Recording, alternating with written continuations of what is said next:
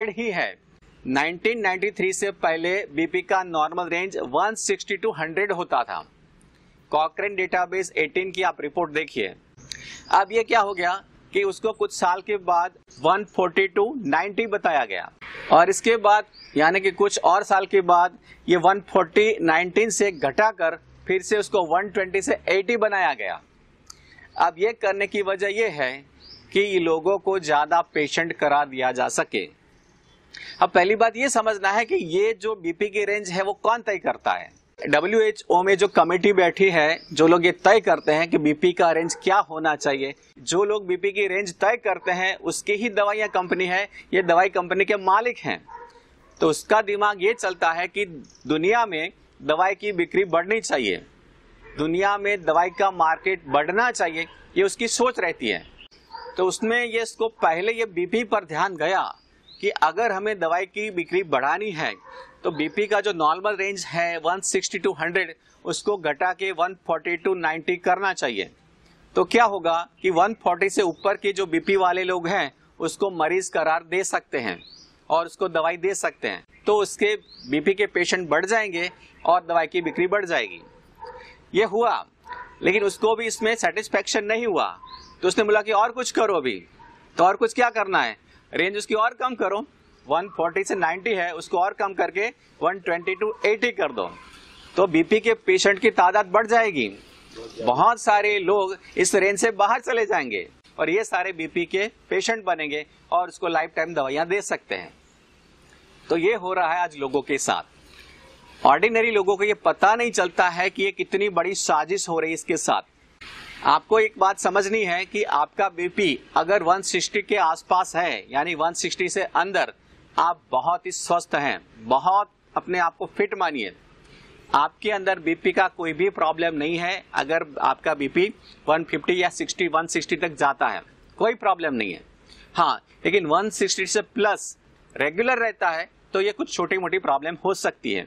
लेकिन प्रॉब्लम क्या है कि जब आप बीपी मपाने जाते हैं, डॉक्टर आपको यही बात बताएगा कि नॉर्मल रेंज है 120 टू 80। आपका बीपी 130 भी आया तो भी डॉक्टर आपको अलर्ट करेगा भाई आपका बीपी थोड़ा ज्यादा है, बॉर्डर लाइन से ज्यादा है। अगर आपका बीपी 150 आ गया तो आप रेड अलर्ट में बताएगा, डॉक्टर आपको बता, अरे भाई साहब बीपी आपका 150 है। इससे ऊपर बीपी वालों की बहुत गहरी जांच कराएंगे डॉक्टर।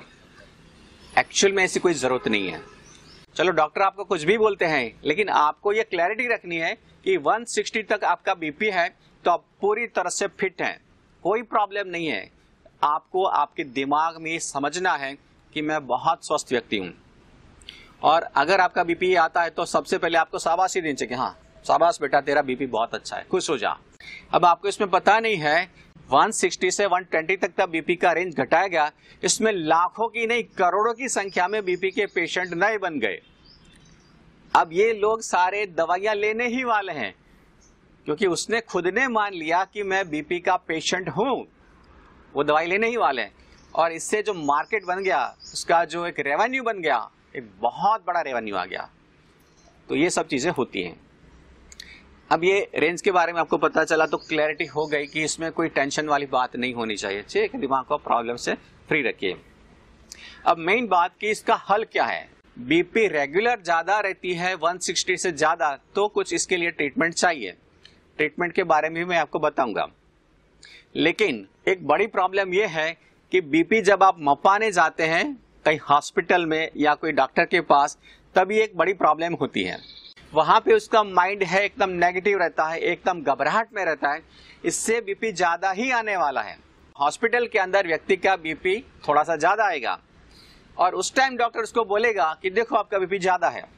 आपका बीपी ज्यादा आया तो एक्चुअल में बीपी ज्यादा नहीं है, एक्चुअल में बीपी आपका नॉर्मल ही है, लेकिन सिचुएशन की वजह से या फीलिंग की वजह से आपका बीपी ज्यादा दिख रहा है, तो इस वजह से दिख रहा है।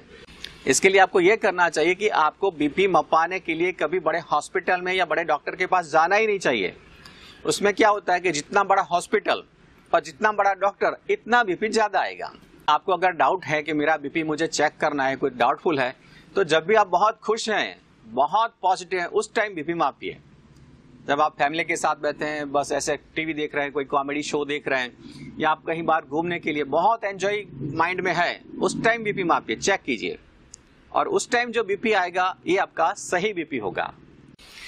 अगर आपको रियल में बीपी है, यानी 170 से ज्यादा 180 बीपी नॉर्मल रहती है, तो आपको कुछ इलाज की जरूरत है। तो क्या इलाज करवाना चाहिए? तो सबसे पहले आपको ये समझना है कि कौन सी चीजें आपका बीपी बढ़ाती हैं, वो चीजें आपको छोड़नी है, इससे भी आपका बीपी थोड़ा कम हो जाएगा। तो ऐसी दो चीजें हैं, दो खतरनाक चीजें हैं जो बीपी बढ़ाती हैं, वो है रिफाइंड ऑयल और दूसरी चीज है व्हाइट सॉल्ट।